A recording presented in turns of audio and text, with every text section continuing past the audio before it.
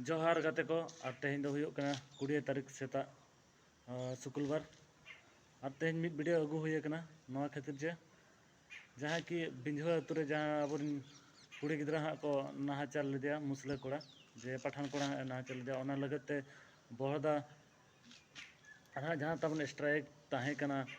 उनिया न्याय नाम लगते और ओना रे जहाँ पुलिस को लाठी चार्ज लिया और ओना बदलाते अब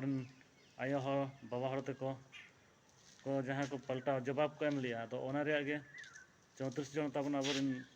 आयो हर बाबा हर को सब इदी कत को आदो ओना लगत तेगे उनको निर्दोष रे खलास लगत तेगे बरसिन धरना रे सब कलेक्टर ऑफिस रे हाँ दुब लेना को तबन अब बयहा को और आयो हर को बाबा हर को तो ओना लगत ते रहो बांग को रड़ा कत को आदो देला ओना रे लगत ते जहाँ सनम मयूरभंज आदिवासी रिन लड़का मुड़े जहाँ के हेना बन आदिवासी जतो के जुमिदो मा तेहन खन 48 घंटा बंद लगत डकरा कना जे आबोरिन हर लगन ते लगन को रड़ा तुद कुमा